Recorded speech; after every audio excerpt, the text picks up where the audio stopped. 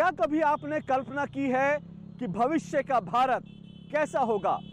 जरा कल्पना कीजिए, बड़ी बड़ी चौड़ी चौड़ी सड़कें, बड़े बड़े ऊंचे ऊंचे flyovers, internet, wifi connectivity, metros, smart cities और इस तरह से न जाने क्या क्या। लेकिन अब जरा यह भी कल्पना कीजिए कि इन मेट्रोज में सफर करने वाले, इन स्मार्ट सिटीज में रहने वाले हम लोग यानी भारतवासी कैसे होंगे? क्या उसी तरह से जैसे आज हैं, यानी कि जहां मन किया, जिस सड़क पर मन किया हमने कूड़ा फेंक दिया, जिस मेट्रो में सफर करेंगे वहीं पर थूक दिया? क्या इसी तरह से भारत बदलेगा? जी नहीं, भारत को बदलना है तो हमको भी बदलना पड़ेगा। स्मार्ट सिटीज तो बनेंगी, लेकिन साथ साथ जरूरी यह भी है कि स्मार्ट सिटीजन्स भी बने, यानी कि लोगों को इन सब चीजों के रख रखाव की, इन सब चीजों को साफ रखने की आदत डालनी पड़ेगी। लोगों को अपनी आदतें बदलनी पड़ेंगी, तभी भारत बदलेगा। क्योंकि जब हम बदलेंगे तभी तो हिंदुस्तान बदल सकता है। लेकिन बदलाव की ये बयार बहने लगी है। जी हां, देश भर में जो स्वच्छता की मुहिम शुरू हुई है, धीरे धीरे ही सही उस मुहिम के साथ लोग जुड़ने लगे हैं और लोगों की आदतें बदलने लगी हैं। सबसे पहले हम आपको आज लिए चलते हैं उत्तर प्रदेश के मेरठ शहर में। मेरठ दिल्ली से बहुत ज़्यादा दूर नहीं है, पश्चिम उत्तर प्रदेश का एक नगर है और एक ऐतिहासिक नगर है। लेकिन कुल मिलाकर अगर इस शहर के इतिहास पर नज़र डालें, बीते कुछ सालों के इतिहास पर नज़र डालें, तो साफ सफाई के मामले में मेरठ का ट्रैक रिकॉर्ड बहुत अच्छा नहीं रहा है। जब आप मेरठ शहर से गुजरेंगे तो आपको अक्सर गंदगी का अपने आसपास चारों तरफ एहसास होगा। लेकिन मेरठ बदल रहा है। जी हाँ, मेरठ बदल रहा है। मेरठ के लोगों की आदतें बदल रही हैं। एक मुहिम शुरू हुई है मेरठ शहर में, जिसके तहत 9 साल से लेकर 90 साल तक के लोग एक साथ एक जगह जुटते हैं। शहर को न सिर्फ साफ करते हैं, बल्कि शहर के जो ब्लैक एंड व्हाइट जिंदगी है उसमें नए रंग भरने की कोशिश करते हैं।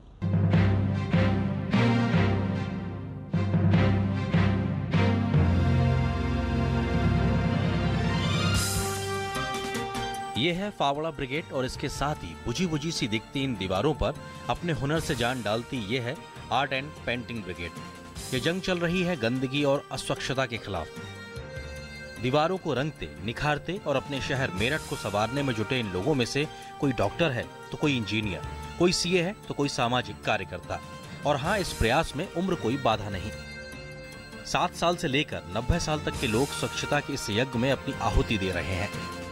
अपनी कंट्री को साफ रखें, डिजीज फ्री रहें। और वैसे एक स्लोगन भी है, स्वच्छ भारत स्वस्थ भारत। हर व्यक्ति एक यूनिट है, एक इकाई है। तो मैं अपने से शुरू कर लूँ, मैं शुरू कर लूँ, मैं शुरू कर लूँ, मैं शुरू कर लूँ, ऐसे करते करते एक पूरी चेन बन जाए। हर व्यक्ति अपनी जिम्मेदारी समझ के अपने हिस्से का काम कर ले, तो मुझे नहीं लगता कि कोई काम बाकी बचेगा। हम यूथ हैं, अगर हमें यूथ के टाइम पे ही आदत डाली जाएगी कि साफ रखना है, तो तभी लोगों में आएगा कि उन्हें सजग रहना पड़ेगा कि हाँ, सफाई रखनी है।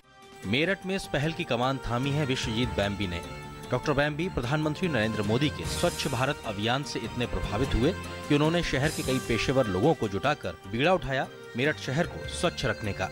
डॉक्टर विश्वजीत की टीम, जो शहर में पहल एक प्रयास के नाम से जानी जाती है, पहुंच जाती है पहले से चुने हुए एक नियत स्थान पर और फिर वहां शुरू होती है एक जंग।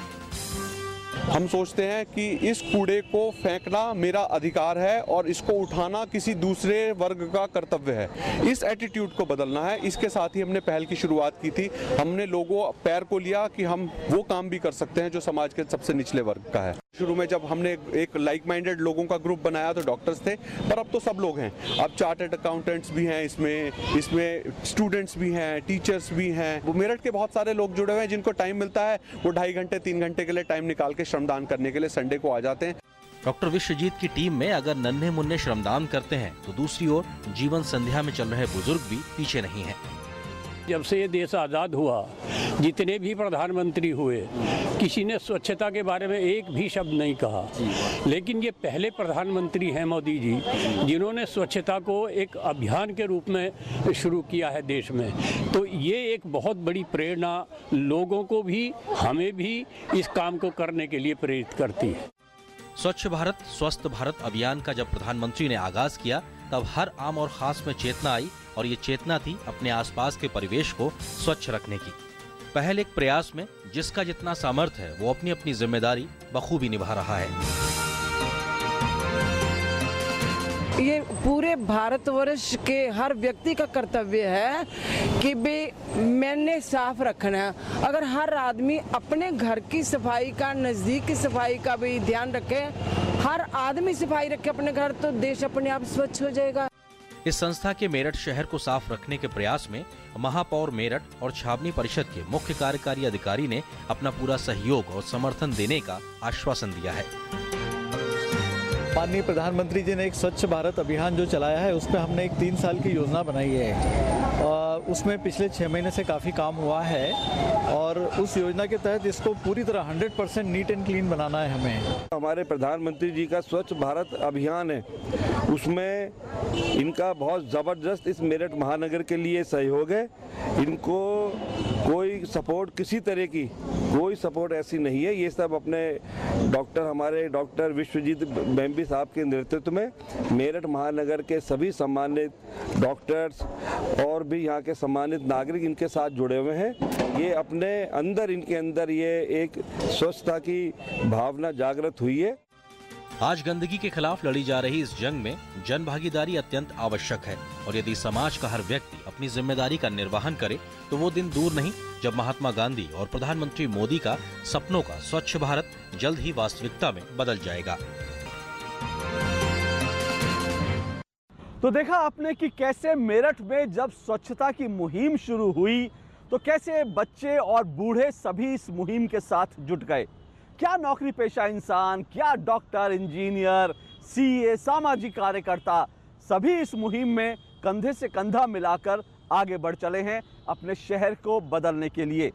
जब बदलाव की बात चलती है तो ये लोग कहते हैं कि अच्छी आदतें डालना और बुरी आदतों को छोड़ना दरअसल बहुत मुश्किल काम है, क्योंकि बुरी आदतें छूटे नहीं छूटती और अच्छी आदतों की आदत डालना बड़ा मुश्किल होता है। लेकिन ऐसा नहीं है। जब एक मुहिम शुरू होती है और जब सब लोग मिलकर एक मुहिम के हिस्सा बनते हैं और आगे बढ़ना शुरू होते हैं तो लोगों की आदतें भी बदलती हैं। ऐसा ही हुआ मेरठ में भी। जब ये मुहिम शुरू हुई तो कैसे लोगों की धीरे धीरे आदतें अब बदलने लगी हैं। ये तो तय है कि जब आम खास अपनी रोज रोज की आदतों में बदलाव नहीं करते तो स्वच्छता का अभियान सफल नहीं हो सकता। स्वच्छ भारत अभियान के आगाज के बाद लोगों की रोजमर्रा की आदतों में कितना बदलाव आया हमने जाना आम शहर वासियों से। पहले हम लोग गाड़ी में चलते थे तो कहीं भी कुछ भी कूड़ा फेंक देते थे। आजकल हम कुछ खा भी रहे हैं गाड़ी में बैठ के तो कूड़ा रखते हैं हैंड में कि कहीं डस्टबिन आएगा उसमें डालेंगे, या एक पॉलीथीन बैग ले लेते हैं, उसी में सारा कूड़ा इकट्ठा करके जब कहीं रुकते हैं डस्टबिन होता है जब फेंकते हैं। पहले सड़क पे ऐसे ही फेंक देते थे। ये बहुत अच्छी बात है, जहाँ भी आप खड़े हो सफाई रखनी चाहिए और गंदगी कूड़ेदान में डालनी चाहिए। आज प्रत्येक व्यक्ति का ये दायित्व है कि अगर वो अपने अपने जो गंदगी फैलाता है प्रत्येक व्यक्ति अगर वो जिम्मेदारी ले ले तो निश्चित रूप से वो एक अच्छी शुरुआत है और आई थिंक इसके पॉजिटिव रिजल्ट निकलेंगे। मैं ही अगर कुछ चीज़ फेंकना चाहूँ तो ये मुझे मेरा बेटा है, ये फेंकने नहीं देता कि पापा यहाँ नहीं फेंकना, डस्टबिन में डालेंगे। मैं अपने बच्चों से भी कहता हूँ कि साफ सफाई करो और कूड़ा तक दान में कूड़ा ही डालना चाहिए और अपना घर में भी सफाई रखनी चाहिए। स्वच्छता अभियान ने बच्चों के मन पर गहरी छाप छोड़ी है। I really appreciate the movement started by our PM and it will definitely work towards a positive effect for our country. I do follow this Swachh Bharat Abhiyan started by our Prime Minister. He has taken a very good step. I am following that. जिस speed से जैसे जागरूक करा गया है लोगों को, उस स्पीड से काम हो नहीं रहा है, क्योंकि ये सब चीज़ जो है आदमी के अपने मन से होती है। जब हम अपने मन से जब अपने घर को साफ करते हैं उसी तरीके से हमें अपने आसपास जहां हम रहते हैं उसे भी साफ करने की जिम्मेदारी, साफ रखने की जिम्मेदारी हमारी अपनी बनती है, सबकी बनती है। बदलाव आया है और बदलाव आएगा, जरूरत जन सहयोग की है। शुरुआत तो हो चुकी है लेकिन अब दरकार है इस आगाज को अंजाम तक पहुंचाने की, स्वच्छ भारत स्वस्थ भारत के सपने को साकार करने की। हम अपने रोजमर्रा के जीवन में अक्सर ऐसे बहुत सारे लोगों से टकराते हैं जो हमारे लिए दरअसल एक प्रेरणा देने का काम करते हैं और हमारे लिए एक प्रेरणा का स्रोत बन जाते हैं।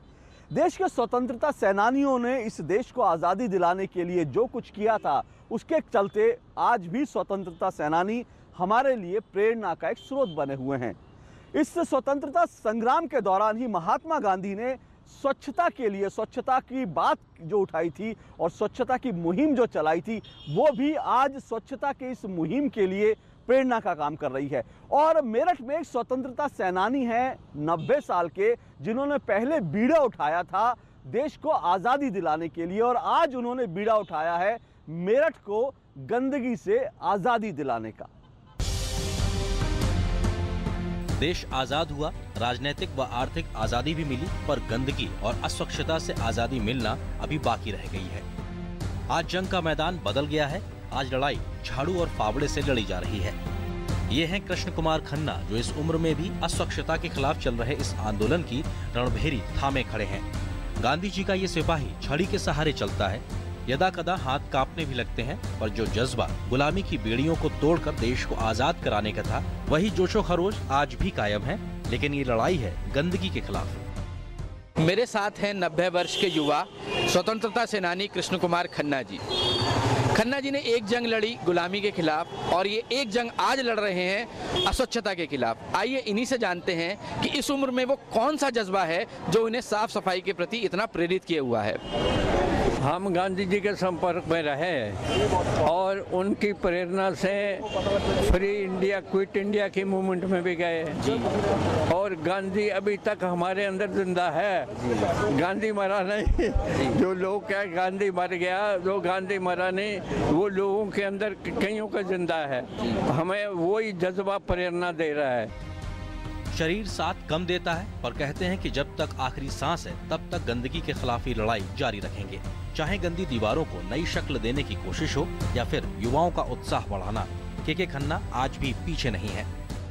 मोदी जी ने स्वच्छता अभियान का आगाज किया, वो कहते हैं कि हर जगह पूरा देश स्वच्छ हो, उसको आप कैसे देखते हैं? मोदी जी ने ये काम बड़ा अच्छा शुरू किया है। जवाहरलाल, जिसने लोगों के हृदय पे राज किया, गुलजारी लाल नंदा कई बार बना मिनिस्टर, और भी कई मिनिस्टर बने, किसी ने काम नहीं किया। सफाई का काम इसने पहले शुरू किया है, इसलिए ये काम बहुत अच्छा है। के खन्ना जैसी शख्सियत प्रेरणा है हर उस शख्स के लिए जो चाहता है कि उसका देश स्वच्छ रहे, स्वस्थ रहे। और गांधी के सिपाही का संदेश यही है कि यदि दृढ़ इच्छा, शक्ति और कुछ कर गुजरने की चाह हो, तो आदमी ना तो उम्र का मोहताज है और ना ही संसाधनों का। न्यूज़। जब तक देश के हर गांव में, हर घर में शौचालय नहीं होंगे, तब तक हम ये दावा नहीं कर सकते कि हमने भारत को पूरी तरह से स्वच्छ यानी कि क्लीन इंडिया बना लिया है। और इसीलिए जब स्वच्छता मुहिम शुरू हुई तो सरकार ने देश के हर घर और हर गांव तक शौचालय बनाने के लिए एक बड़ी मुहिम शुरू करी है। सरकार का दावा है कि बीते एक साल में देश में 90 लाख टॉयलेट्स यानी कि शौचालय बने, लेकिन अभी भी इस दिशा में हमें बहुत आगे जाने की ज़रूरत है। हम आपको अभी लिए चलते हैं राजस्थान के भरतपुर के एक छोटे से गांव में। इस गांव में भी मेरठ की तरह ही लोगों ने अपनी आदतें बदलनी शुरू करी हैं स्वच्छता को लेकर। लोग रोज सुबह उठते हैं तो सफाई के साथ अपने काम की शुरुआत करते हैं, और सफाई सिर्फ साफ सफाई तक आके नहीं रुकी, बल्कि पूरे गांव में शौचालयों का बड़े पैमाने पर निर्माण शुरू हुआ। करीब करीब इस गांव में 105 परिवार रहते थे, और इससे पहले गांव में सिर्फ 3, जी हाँ 3 शौचालय होते थे, और वो 3 शौचालय भी मेहमानों के लिए थे। लेकिन अब लगभग गांव के हर घर में अपना एक शौचालय है।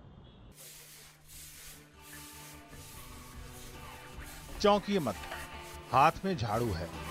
गांव के सड़क की सफाई हो रही है। गांव के बच्चे, जवान और महिलाएं सभी योगदान देने में जुटे हैं।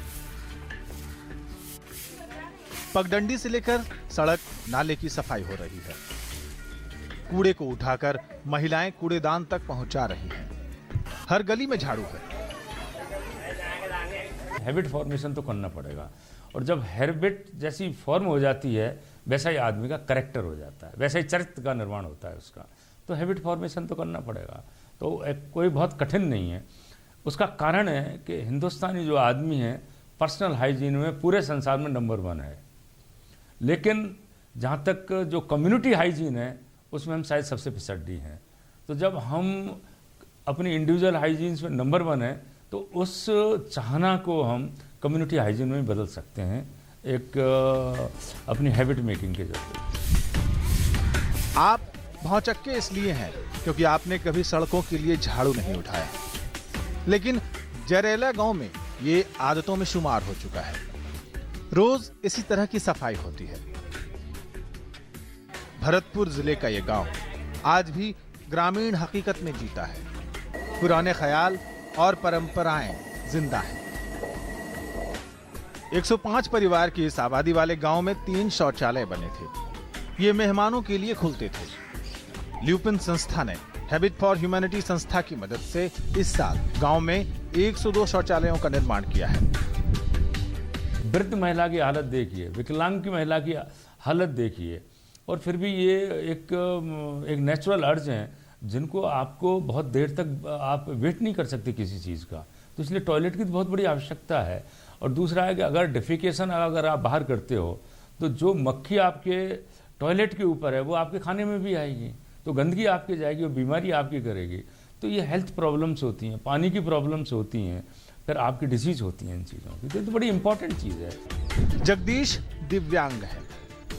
पूछिए इनसे शौचालय नहीं होने का दर्द, खासकर जब महीना बरसात का हो, जंगल जाना हो, पगडंडियां सही ना हो। आज शौचालय बना है तो आत्मविश्वास बढ़ा है।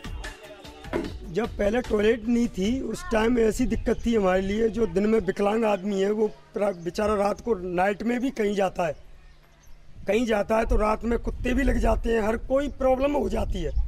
तो अदर क्या है, ये अपनी लुपिन संस्था की तरफ से जो हमारी लैटरिन बनी हुई है, ये इतनी सुविधा हुई है कि नाइट के 12 बजे भी किसी लैटरिन जाता है या दस्त हो जाते हैं या कोई भी प्रॉब्लम हो जाती है तो वो अपनी स्वयं अपनी लैटरिन में लुपिन संस्था बारी जो बनवाई है उसमें एडजस्ट हो जाते हैं। महिलाएं और लड़कियां शौच जाने के लिए दिन ढलने का इंतजार करती थी, क्योंकि शौच खेतों में जाना होता था। प्रिया रानी से पूछिए, 10वीं तक पढ़ी है, कितना सितम झेला है। टॉयलेट नहीं था तो जंगल जंगल भटकती थी, अब कहीं जाकर सपना सच हुआ है। जंगलों में जाना पड़ता है अंधेरे में, क्योंकि मतलब पेट खराब हो जाता है, जंगल जाना पड़ता है हमें और खेतों में। शौचालय नहीं होने से गांव में शादियां नहीं होती थी।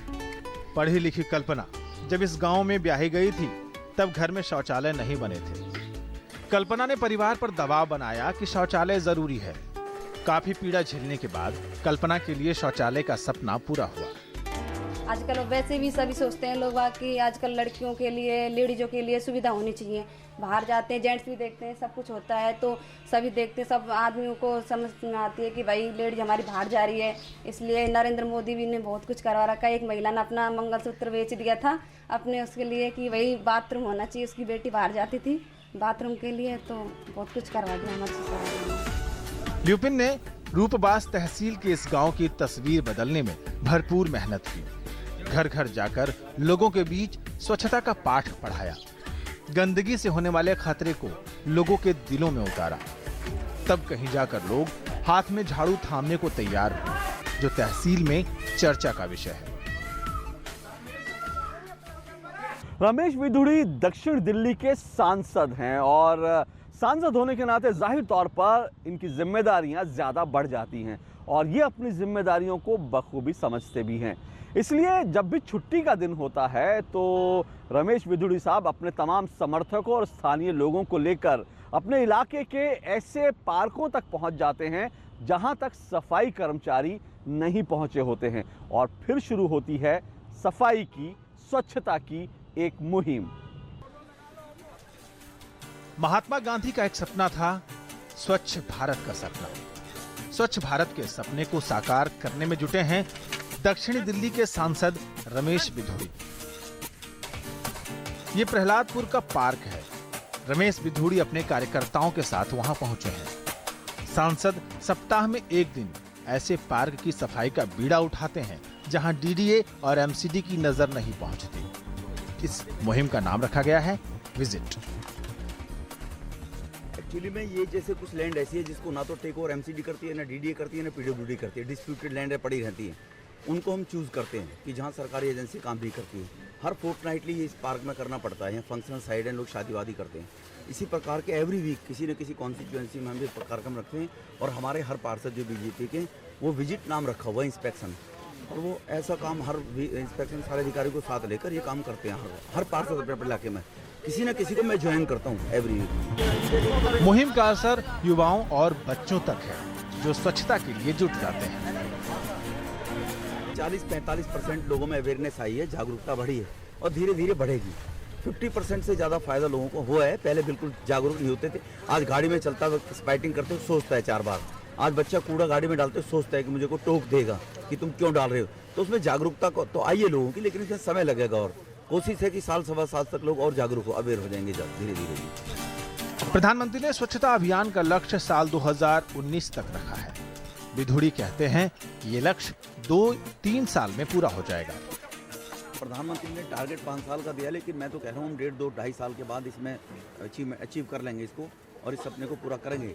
इंटीरियर में जाकर जहाँ तक धीरे धीरे जब लोग पड़ोस में देखेंगे, अर्बनाइज एरिया में देखेंगे, तो इंटीरियर में जाके जो हैं कस्बों में उसमें गंदगी है, उसमें भी अगर अवेयर जागरूकता लाई जाएगी और आपके माध्यम से, मीडिया के माध्यम से जागरूकता लाई जाएगी तो निश्चित रूप से कंप्लीट होगा। 5 साल में सपना पूरा होगा। स्वच्छ भारत का लक्ष्य तभी पूरा होगा जब आम लोगों तक जागरूकता पहुंचेगी। विधुड़ी इसी लक्ष्य को लेकर आगे चल रहे हैं। विधुड़ी बताते हैं कि गंदगी से बीमारी फैलती है और इस बीमारी से एक परिवार का सालाना 5-10 हजार रुपए अस्पताल में खर्च हो जाता है, जो गरीबों की गाढ़ी कमाई का एक बड़ा हिस्सा होता है। कि हर गरीब व्यक्ति गंदगी के कारण, इन्फेक्शन के कारण 5 से 7 हजार रुपए एक व्यक्ति के ऊपर खर्च हो जाता है उसकी इलाज के लिए। जिस गरीब आदमी को 5,000 रुपये महीने कमाई नहीं होती है और साल में 5 से 10 हजार रुपये खर्च कर देता है इन्फेक्शन वगैरह गंदगी के द्वारा। और हमारी इमेज ऐसी डेवलप नहीं हुई, इंटरनेशनल स्तर पे बाहर के लोग आते हैं तो भारत गंदा देश, ऐसे लोग फोटो करके ले जाके दिखाया करते थे बाहर में जाने के बाद, तो लोग आना पसंद भी नहीं करते थे। तो नेचुरली लोगों के अंदर जागरूकता बढ़ेगी तो देश की इकोनॉमी भी सुधरेगी, विदेशी मुद्रा भी आएगी जब पर्यटक ज़्यादा आएंगे और हमारे लोग भी स्वस्थ रहेंगे, बीमारियों में उनका कम पैसा लगेगा और वो स्वस्थ रहेंगे तो घर अच्छा परिवार चला सकते हैं। मुहिम का मकसद केवल स्वच्छता नहीं है, मकसद है अंतर्राष्ट्रीय स्तर पर देश की छवि को विकसित करना, देश में पर्यटन उद्योग को बढ़ावा देना, विदेशी पर्यटकों को लुभाना।